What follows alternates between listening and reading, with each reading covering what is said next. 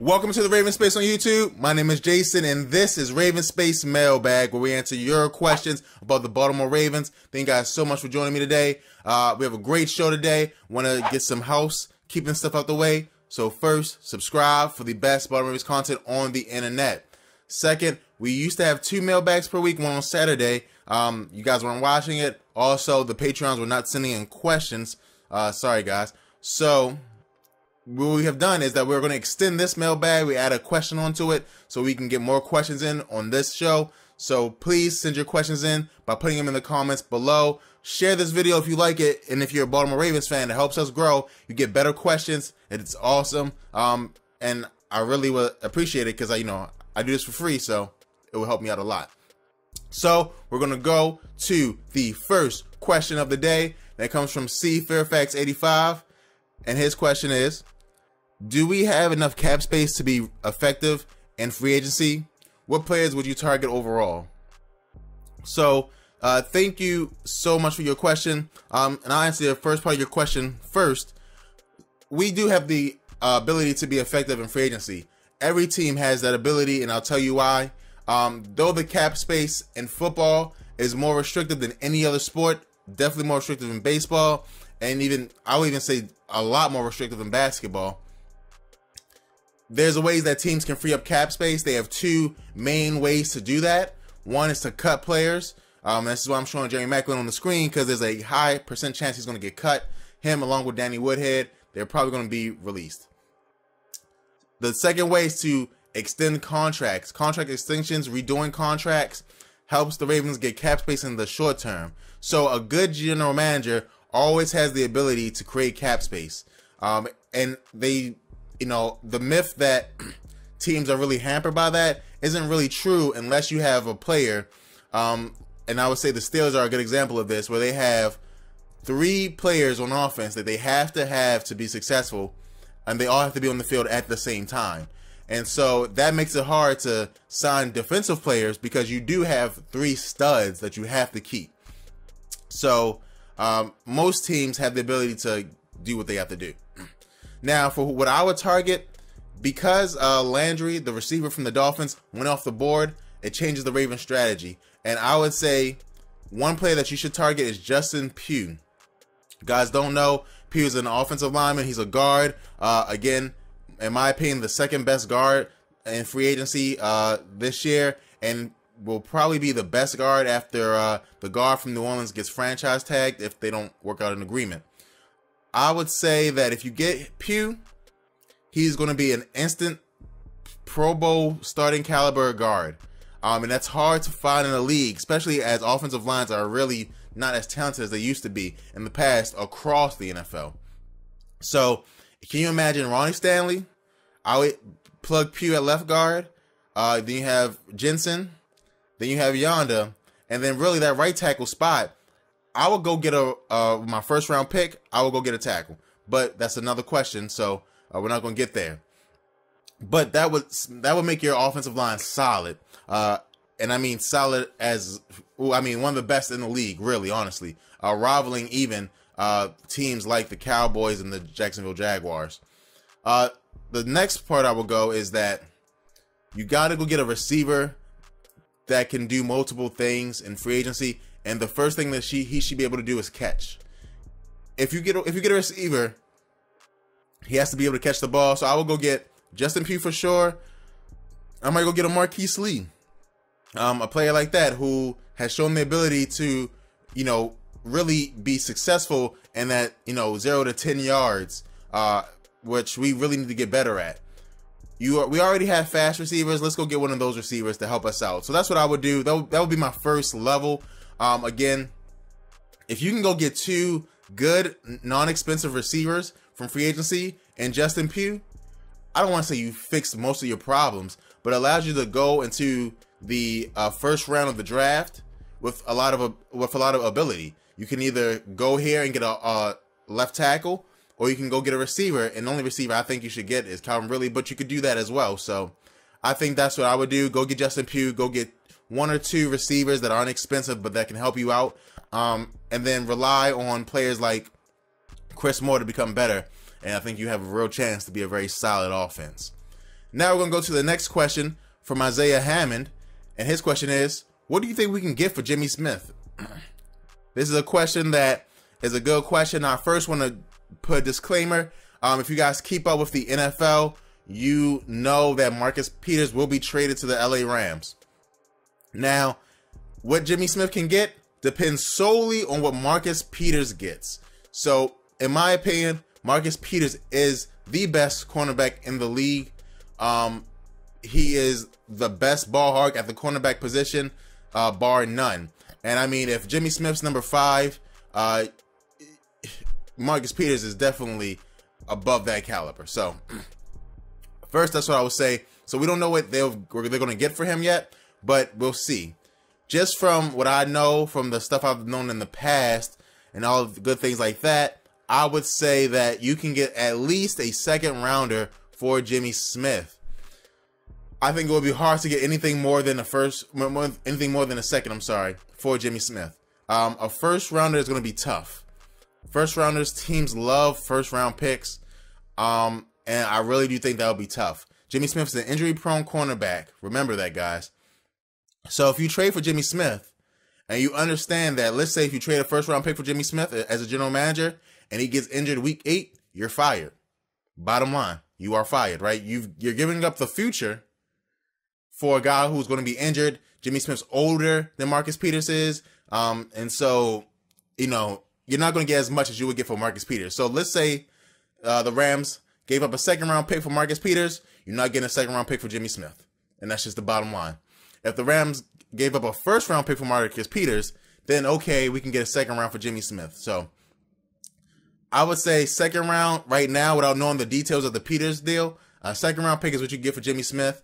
But you know, player to player is different. That's harder to guess because a player is so subjective, right? So, you know, a player may not fit in one scheme, but fits in another scheme.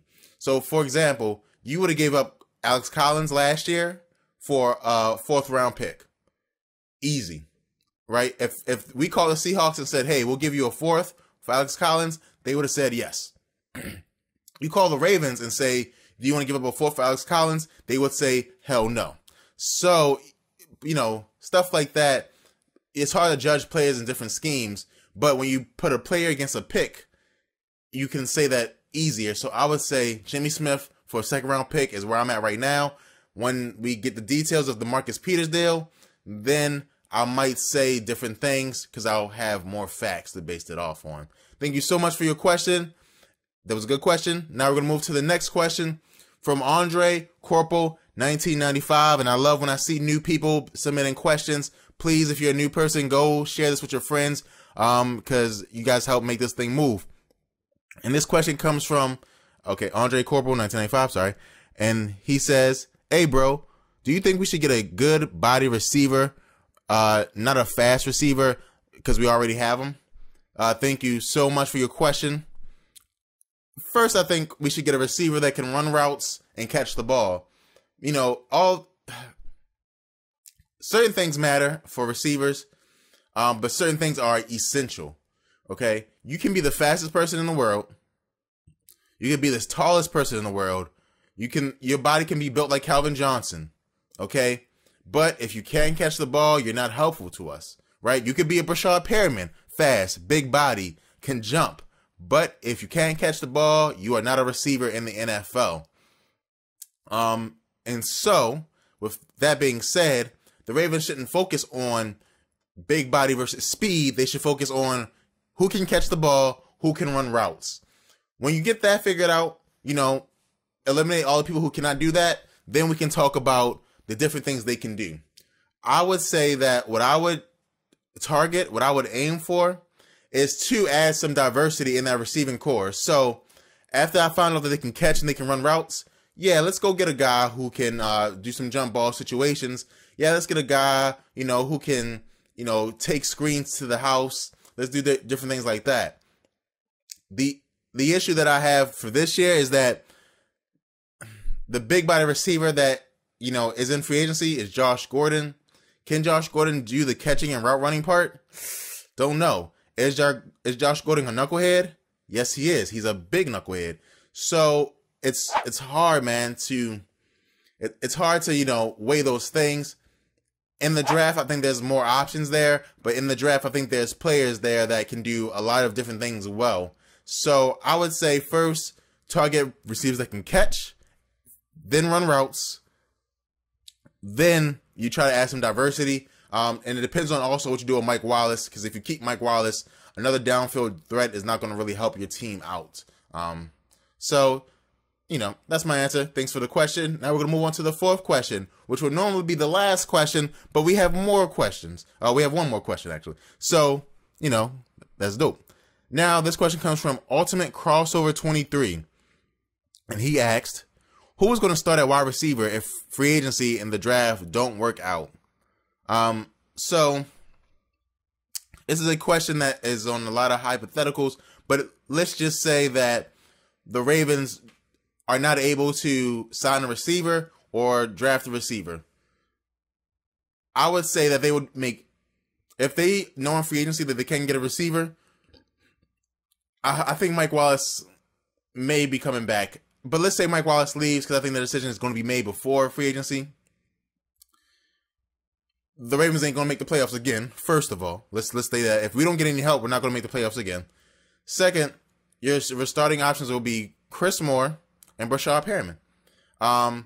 Tim White could get in there. We have to see how he bounced back after his injury, but that's who you have. That's sad, I know, but that's who you have. Perriman is a bust already, in my opinion. Chris Moore has some skills to pay some bills, but he doesn't have all the ones that you really need. Chris Moore came on a lot last season, at the very end of the season, but we didn't put together a full year resume, and then I would feel more confident in him. But that's what would be the starters if we, for some reason, were terrible at drafting and free agency. It would be Chris Moore and Brashad Perriman. Thank you so much for your question.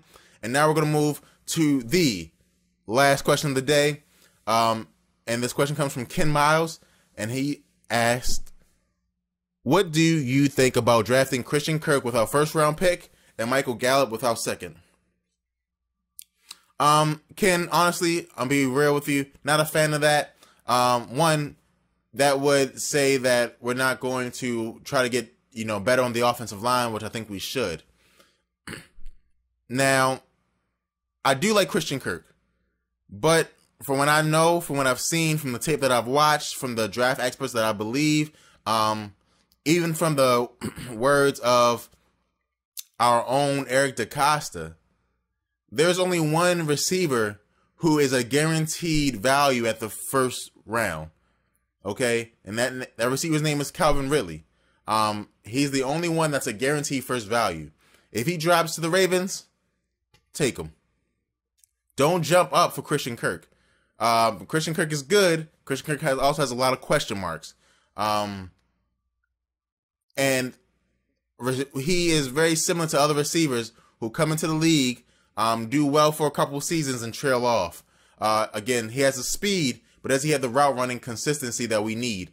I would say that if you get him in the second round, you take him and you don't ask any questions. He's definitely a second round type talent that has the potential to grow. But is he a hands down first round guy for me? I would say no. And I would say that if I had a choice between him and some of the offensive linemen that are in the first round, I would take them because a lot of them are they're ready for the league. This is a great offensive lineman draft in my opinion. And so I would take one of them instead of a receiver that I'm really not sure of can perform right away. Now, there's a lot of other positions as well. When you get to the second round, Michael Gallup, personally, I'm a third round grade on him.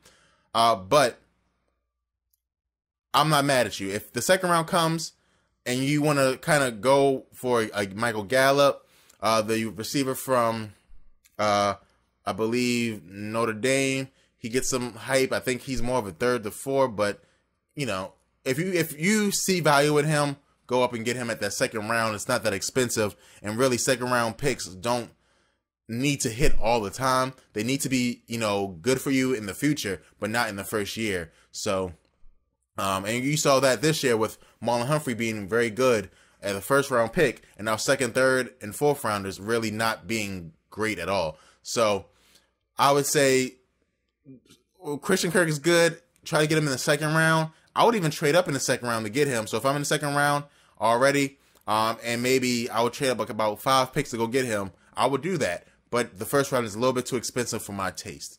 So that is the mailbag for today. Thank you guys so much. Please drop your comments in the comments below. Subscribe to Raven Space on YouTube for the best Baltimore Ravens content on the internet. Help us grow by sharing this. Thank you guys so much. And go Ravens.